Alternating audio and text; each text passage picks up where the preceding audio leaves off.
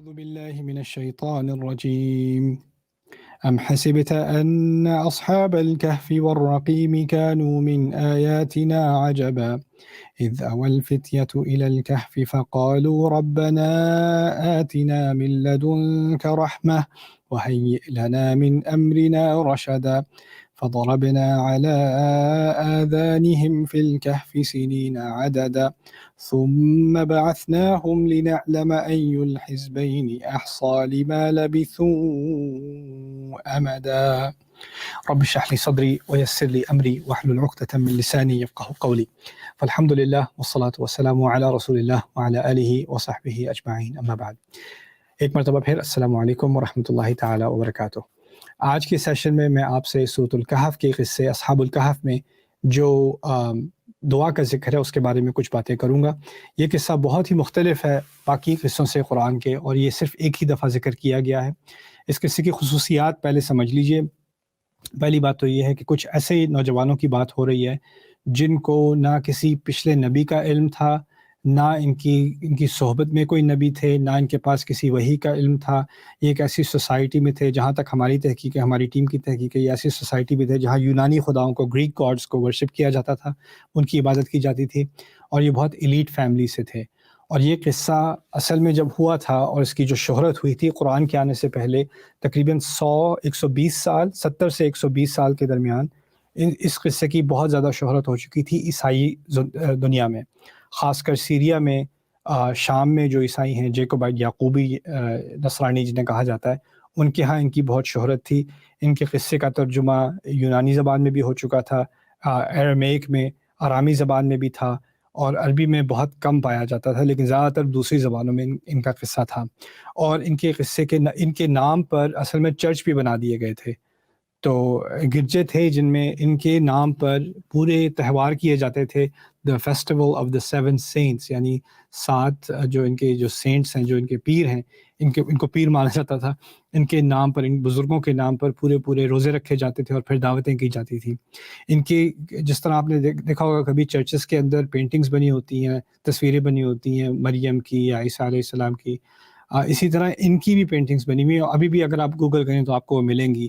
ابھی تک ان چرچز کی پینٹنگز موجود ہیں جہاں ان کو دکھایا گیا ہے کہ یہ 7 ہیں۔ قرآن نے تو اس کا اعتراف نہیں کیا کہ وہ کتنے ہیں، اس بات کو واضح نہیں کیا کہ وہ 7 ہیں، اور 7 پہ ان کا کتا ہے، اور وہ اندر جو ہیں وہ دفنے ہوئے ہیں، کسی غار کے اندر پھنسے ہوئے ہیں اور سو رہے ہیں۔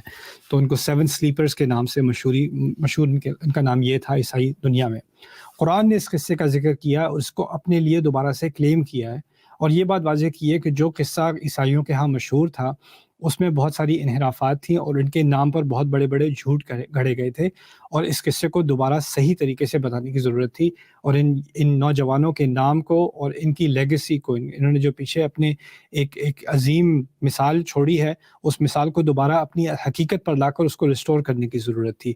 تو اس لیے اللہ تعالیٰ نے جب ان کے قصے کا ذکر کیا تو نحن نقص علیک نبأہم بالحق، ہم تمہیں ان کا قصہ حق کے ساتھ بتائیں گے، یعنی جو باطل باتیں تھیں وہ اوروں نے پھیلا دی ہوئی ہیں۔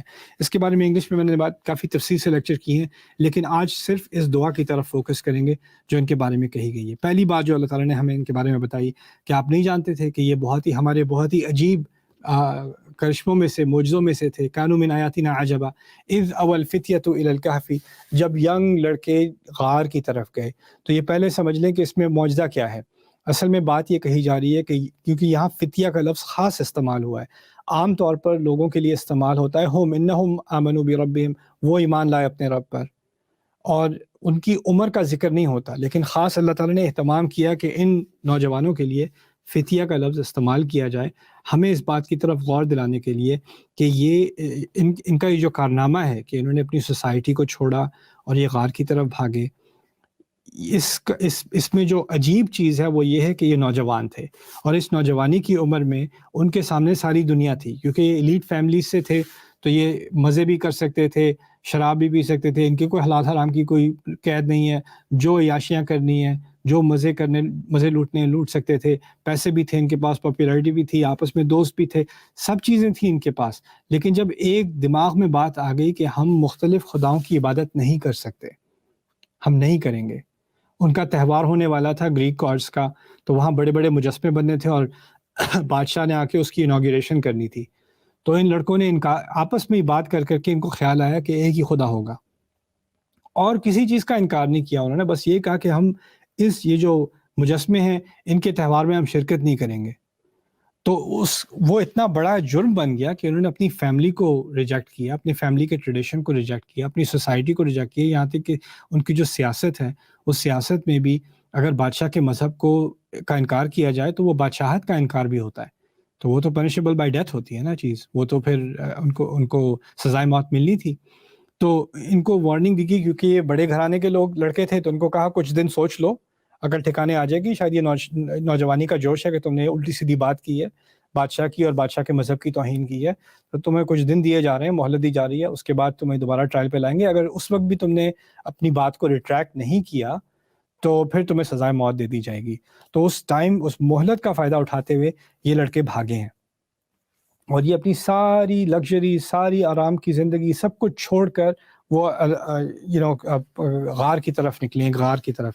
اذ اول فتیۃ الی الکہف، جب یہ نوجوان غار کی طرف گئے پناہ لینے کے لیے، اوا کہتے ہیں پناہ لینے کو، فقالوا، تو انہوں نے کہا، ربنا آتنا من لدنک رحمتا، ہمارے رب اپنے خاص خزانوں میں سے، لدن کا لفظ استعمال ہوتا ہے کوئی خاص اپنی طرف سے کوئی چیز دے، جیسے میں اگر یہاں سے اٹھا کے آپ کو ایک کتاب دے دوں، کہیں گے منی یا من عندی، لیکن اگر میرا کوئی سیکرٹ بک شیلف ہے، وہاں پہ میری بہت پرسنل سی کلیکشن ہے، وہاں سے میں نکال کے ایک خاص کتاب آپ کو لا کے دوں تو اس کو کہوں گا من لدنی، یعنی لدن کا لفظ کوئی عام استعمال میں نہیں ہوتا۔ تو یہاں پر من لدن کا رحمت سے مراد ہے یار ہمارے رب، ہم ایسی زبردست مصیبت میں ہیں، ہمیں ہر طرف سے جو ہے موت نظر آ رہی ہے، ہم واپس اپنی اسٹیٹمنٹ کو واپس لے سکتے ہیں، ہماری زندگی واپس چلی جائے گی، لیکن ہم نے آپ کو مان لیا ہے، ہم نے اپنے رب کو مان لیا۔ اب اندازہ کریں نا، وہ جب یہ دعا کر رہے ہیں تو یہ دعا وہ اپنی زبان میں کر رہے ہیں، اور انہوں نے یہ دعا کسی کتاب میں، نازل کی ہوئی کتاب میں نہیں پڑھی، ان کے دل سے یہ آواز نکلی ہے کہ ہمارے رب آپ ہی اب ہماری مدد کر سکتے ہیں، آپ ہی کی خاص رحمتوں میں سے کوئی رحمت آئے گی تو ہمارا کوئی اہتمام ہوگا، ورنہ ہم کیا کریں گے۔ ربنا آتنا من لدنک رحمتا وہیئ لنا، اور ہمارے لیے مہیا کر دے، ہمارے لیے آسانیاں فراہم کر دے، من امرنا، ہمارے اس فیصلے میں، رشدن، سیدھا راستہ، یعنی کیونکہ ہم نے یہ سیدھا راستہ چنا ہے، اس میں ہمارے لیے آسانیاں پیدا کر، ہمارے لیے آسانیاں مہیا کر۔ اور وہ جا رہے ہیں غار کی طرف۔ اب غار میں تو آپ کو پتہ ہے نہ کوئی لگژری ہوگی، نہ ٹیمپریچر کنٹرول ہوگا، نہ کھانا ہوگا، یہاں تک کہ وہاں سانپ بھی ہو سکتے ہیں، کیڑے مکوڑے بھی ہو سکتے ہیں، مشکلات بھی ہو سکتی ہیں، خطرے بھی ہو سکتے ہیں، لیکن ان کے پاس کوئی چوائس نہیں، اور کوئی جگہ جانے کو ہے نہیں، پہاڑوں میں جا کے وہ چھپ گئے، غار میں جا کے کسی میں گھس گئے، اور جاتے ہوئے اللہ تعالیٰ سے یہ دعا کر رہے ہیں۔ مجھے حیرت ہوتی ہے اس دعا پہ بہت زیادہ، کیونکہ ہم نے نا اپنے دین کو ایک عجیب نئی چیز بنا دیا جو وہ اوریجنلی تھی نہیں۔ ہمارے دین میں اللہ تعالیٰ نے ہر انسان کو اپنے رب سے ایک تعلق بنانے کا موقع دیا ہے، اور اس تعلق، پہلا جو اس کا روحانی جو تعلق ہے نا، وہ اس کی بنیاد شروع سے علم کی نہیں ہے۔ پہلا علم کیا ہے؟ لا الہ الا اللہ۔ پہلا اصل علم کیا ہے کہ رب ایک ہی ہے، الہ ایک ہی ہو سکتا ہے۔ ان لڑکوں کے پاس اور کوئی علم نہیں ہے، کسی نبی کے علم کی وحی کے بارے میں یہ کچھ نہیں جانتے، کسی کتاب کے بارے میں کچھ نہیں جانتے، بس ان کو یہ پتہ ہے کہ ہمارا ایک رب ہے اور ہم اسی کی عبادت کریں گے، اور ہم اس کے نام پہ کوئی اور شرک کرنے کو تیار نہیں ہے، کچھ بھی ہو جائے ہم نے شرک نہیں کرنا، ہم نے ایک ہی رب کو ماننا ہے۔ انہیں یہ پتہ بھی نہیں کہ وہ رب ان سے چاہتا کیا ہے، ان کو اتنا بھی نہیں پتا، لیکن بس اتنا پتا ہے کہ ہم ایک ہی رب کی عبادت کر سکتے ہیں اور کچھ نہیں، توحید کے علاوہ کچھ نہیں۔ لوگ مجھ سے آگے کہتے ہیں کبھی کبھی، میرا ایگزام ہونے والا ہے، میں کون سی دعا خاص کروں، یا ہمارا بچہ ہونے والا ہے، کون سی دعا خاص کروں، یا میری وائف پریگننٹ ہے، میں کون سی دعا کروں، یا میں شوہر کی ہدایت کے لیے کون سی دعا کروں، یا نئی گاڑی کے لیے کون سی دعا۔ ہر معاملے کے لیے ایک خاص دعا، ٹھیک ہے، مسنون دعائیں ہیں، وہ اللہ تعالیٰ کو یاد کرنے کا طریقہ ہے، لیکن ہم نے دعا کو نا ایک پرسکرپشن سروس کی طرح جو بنایا ہوا ہے نا، اس میں بھی ذرا ایک ایکسٹریم ہے۔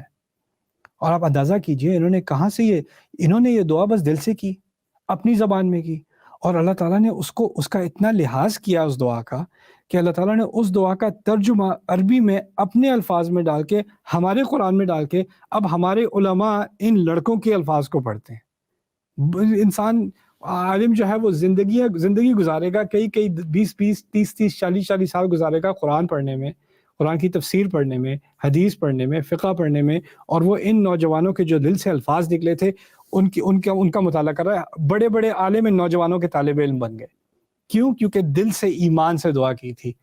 ربنا آتنا من لدنک رحمتا وہیئ لنا من امرنا رشدا. جب نوجوان اللہ تعالیٰ کی طرف جاتا ہے، اس کے علم میں بھی کمی ہو، اس کو کوئی سپورٹ سسٹم نہ بھی ہو، وہ کچھ دوست ہیں، جیسے آپس میں کچھ دوست ہیں، اور انہوں نے بس اللہ تعالیٰ کی طرف مڑ کر بس یہ خاص دعا کی ہے، ایک پیاری بات کی ہے اپنے رب سے کہ اللہ اب آسانیاں تو ہر طرف سے ختم ہو چکی ہیں کیونکہ ہم نے یہ حق کا راستہ چنا ہے، ہر طرف سے رکاوٹیں ہیں، تو بس اب رحمت اگر آئے گی تو صرف آپ ہی کی طرف سے آئے گی. اور دیکھیں جا بھی کہاں رہے ہیں، غار کے اندر جا رہے ہیں.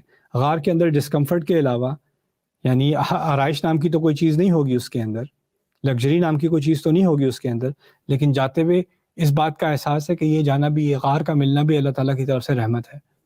اور ابھی اس مشکل میں رحمت تو صرف آپ ہی کی طرف سے آ سکتی ہے. وَهَيِّئْ لَنَا، پھر اس الفاظ کی طرف دوبارہ آتے ہیں، ہمارے لیے مہیا کر دے. ہم نے یہ فیصلہ کیا ہے سیدھا ہونے کا، لیکن اس فیصلے کی وجہ سے اب جو مشکلیں آ رہی ہیں اس کو آسان کرنا صرف آپ کے حوالے ہے. ہم کر نہیں سکتے، ہم جتنا کر سکتے تھے کر دیا. اسی ایک فارمولا کے اوپر میں بار بار واپس آتا ہوں. جب بھی ہم اللہ تعالیٰ سے کوئی دعا کرتے ہیں تو ہماری کوئی کنٹریبیوشن ہوتی ہے اور پھر دعا ہوتی ہے. اور یہ بڑی بڑی دعائیں جو ہیں ان میں یہی ہوتا ہے، یہ لڑکے اپنی سوسائٹی کو چھوڑنے کو تیار ہو گئے. یہ کسی غار میں جا کر رہنے کو تیار ہو گئے کہ ہم نے اپنے خدا کو نہیں چھوڑنا، فیملی کو چھوڑ دینا ہے، اپنی سیفٹی کو چھوڑ دینا ہے، اپنی سوسائٹی کو چھوڑ دینا ہے. لیکن اس کے بعد اب کیا کریں گے؟ اگلا کھانا کہاں سے آئے گا؟ کتنی دیر یہاں رہ جائے؟ پانی کہاں سے پئیں گے؟ نہیں معلوم. کتنے دن تک چھپے رہیں گے؟ کب تک نہیں پکڑے جائیں گے؟ تو جب انہوں نے اس بات کا احساس ہوا کہ ہم نے ایک قدم تو لے لیا ہے لیکن باقی راستہ تو بند ہے ہمارے سامنے، تو وَهَيِّئْ لَنَا مِنْ أَمْرِنَا رَشَدًا میں ہمارے لیے، ہمارے فیصلے میں جو صحیح چوائس ہے اس کی طرف ہمارے لیے وہ چیز مہیا کر دیجیے. تو اللہ تعالیٰ نے کہا فَضَرَبْنَا عَلَىٰ آذَانِهِمْ، تو ہم نے ان کے کانوں پر ایک ضرب لگائی، یعنی ان کے کان بند ہو گئے. سنین عددا، کئی سالوں تک. یعنی باہر شور ہو رہا ہو، بارش ہو رہی ہو، زلزلہ ہو رہا ہو، باہر لوگوں کا ہجوم لگاؤ، ان کو کوئی آواز نہیں آنی، ان کی نیند کوئی خراب نہیں کرے گا. فضربنا علی آذانہم فی الکہف سنین عددا ثم بعثناہم، اور پھر یعنی ان کو سلا دیا، ان کے کان بھی بند کر دیے، اور پھر ان کو کئی سالوں بعد ہم نے اٹھایا، یا نیند سے اٹھائے. یعنی اللہ تعالیٰ نے کائنات بدل دی، اللہ تعالیٰ نے سائنس کے لاز بدل دیے ان کے لیے. کیا ہوتا ہے، کوئی سوئے گا تو کتنی دیر سوئے گا؟ 24 گھنٹے سو لے گا، 48 گھنٹے سو لے گا. جسم کو نیوٹریشن چاہیے، فوڈ چاہیے، سسٹیننس چاہیے، آپ کی جلد کو جو سن لائٹ چاہیے. آپ کو اگر ایٹروفی ہوتی ہے، اگر بستر میں لیٹے رہیں 6 مہینے تو آپ سے کھڑا نہیں ہوا جائے گا. اگر آپ اپنی آنکھیں بند کر لیں 1 سال کے لیے، اس کے اوپر پٹی لگا لیں تو آپ اندھے ہو جاؤ گے. آپ کی جو مسلز ہیں وہ کیونکہ آپ استعمال نہیں کر رہے تو وہ کام کے نہیں رہتے. لیکن اللہ تعالیٰ نے وہ ساری کائنات اپنے ان نوجوانوں کے لیے روک دی. اور یہ انبیاء نہیں تھے، یہ صرف نوجوان لڑکے تھے. اللہ تعالیٰ ہمیں ایک بہت عظیم بات بتا رہے ہیں کہ اس مٹیریلسٹ دنیا میں جب ہم سمجھتے ہیں کہ ہر چیز جو ہے وہ مٹیریلزم کے ذریعے سے آئے گی، اس میں اللہ تعالیٰ نے ہمیں ایک اتنا عظیم درس دیا ہے کہ جب میرے ایمان پر آ کر، میرے ایمان پہ پورا اس کے تقاضوں پہ پورا اتر کے نوجوان جب میری طرف آئیں گے اور باقی دنیا کے سارے راستے ان کے لیے بند ہو جائیں گے، تو میں اپنا دروازہ کھلا رکھوں گا اور میں ان کے لیے سورج کی سمت بدلنے کو تیار ہوں، میں وقت کو روکنے کو تیار ہوں. وہ کتنے 100 سال وہ سوتے رہے ہیں اور پھر جا کر وہ اٹھیں اور پھر جا کے کہتے ہیں بھوک لگی ہے، کھانا کھاتے ہیں کہیں سے. یہ معجزہ کیا ہے اللہ تعالیٰ نے ان کے ساتھ. ہم سمجھتے ہیں معجزے صرف انبیاء کے ساتھ ہوتے ہیں، معجزے آپ کے ساتھ، میرے ساتھ بھی ہو سکتے ہیں. اگر ہمارا ایمان ایسا ہو تو اللہ ایسے دروازے کھولے گا. یہ اسی آیت کی تفسیر سمجھ لیں، ومن یتق اللہ یجعل له مخرجا ویرزقه من حیث لا يحتسب ومن یتوکل علی اللہ فهو حسبہ ان اللہ غالب امرہ. جس نے اللہ کا تقوی اختیار کیا وہ اس کے لیے دروازہ کہیں نہ کہیں سے کھول دے گا، اور اس کو وہاں سے دے گا جہاں سے وہ گمان بھی نہیں کر سکتا ہوگا. اور اللہ اس کے معاملے کو اس کی انتہا تک پہنچا کے ہی چھوڑے گا. ان اللہ بالغ امرہ. یہ توکل ہمیں اپنی سچویشنز میں کرنا چاہیے، اپنی ذاتی سچویشنز میں کرنا چاہیے. اور اس دعا سے مجھے ایک انسپریشن ملتی ہے کہ جو اصل تبدیلی آتی ہے نا دنیا میں، جو اصل تبدیلی آتی ہے وہ ینگ لوگوں کے ہاتھوں میں آتی ہے. جو نوجوان نسل ہے نا وہ ایک دفعہ سیدھے راستے پر آنے پر آمادہ ہو جائے عقلی طور پہ. اصل میں یہ عقلی طور پر مسلمان ہوئے تھے. یہ توراسی مسلمان نہیں تھے کہ ان کو اسلام والدین سے ملا تھا. انہوں نے اپنی عقل کے ذریعے سے یہ اس نتیجے پر پہنچے کہ ایک ہی خدا ہو سکتا ہے. جب ہماری جنریشنز عقل کی بنیاد پر اسلام پر آئے گی نا، قرآن پر آئے گی، اس نبی پر آئے گی، اس دین پر آئے گی، تو اس کے بعد ہم سے زیادہ طاقتور کوئی قوم نہیں ہو سکتی. اگر ہمارا اسلام صرف دیا ہوا اسلام ہے، یعنی ہمارے والدین نے ہمیں دیا، ہم اپنے بچوں کو دیں گے، لیکن عقلی طور پر ہم مسلمان نہ بنیں، انٹلیکچوئل طور پر ہم مسلمان نہ بنیں، تو ہماری ترقی نہیں ہو سکتی. اور وہ جو پختگی ہوتی ہے نا ایمان کی، وہ نہیں آ سکتی، کیونکہ یہ تو صرف ایسی چیز ہے جو ہمیں اپنے والدین سے ملی، اوروں کو اور چیزیں اپنے والدین سے ملی تھیں، اس کی قدر نہیں ہوگی. تو اس لیے یہاں پر ان کی دعا کا جو اثر ہے نا، جو اس کی طاقت ہے، اس کو آپ سمجھیں اور اس کی بنیاد پر اپنے بارے میں سوچیں. آپ میں سے ہم میں سے جو میرے اس آڈینس میں سے جو ینگ لوگ ہیں، وہ اپنے بارے میں سوچیں کہ آپ کہاں کھڑے ہو، آپ پر کیا ذمہ داری ہے. اور اگر آپ سمجھتے ہو کہ آپ کے پاس ریسورسز نہیں ہیں، آپ کے پاس دولت نہیں ہے، آپ کے پاس پاور نہیں ہے، آپ کے پاس میڈیا کنٹرول نہیں ہے، تو آپ سے کیا تبدیلی آ سکتی ہے؟ اب دیکھ لو ان لڑکوں کے پاس کیا تھا، کچھ بھی نہیں تھا، اور اللہ نے کیا کیا، ان کا کیا مقام دیا ان لوگوں کو اللہ نے، کہ آج تک ہم ان کی دعائیں پڑھ کے ان کے اعمال میں اضافہ کر رہے ہیں. ہمارے نبی کو ان کی مثال دی گئی صلی اللہ علیہ وسلم، ہم ہر جمعے کو ان آیات کی تلاوت کر رہے ہیں. فضربنا على آذانهم في الكهف سنين عددا. ان کو اللہ تعالیٰ نے جس طرح بچایا ہے نا، اس طرح اللہ ہر نوجوان کو بچائے گا، اور معجزانہ طریقے سے بچائے گا جب وہ اپنے آپ کو اللہ تعالیٰ کی طرف لوٹائے. اللہ تعالیٰ ہماری نوجوان نسل کو اپنی طرف لوٹنے کی توفیق دے اور ان کو ایسا ایمان دے جیسا اصحاب الکہف کو دیا تھا. بارک اللہ لی ولکم فی القرآن الحکیم ونفعنی وإیاکم بالآیات والذکر.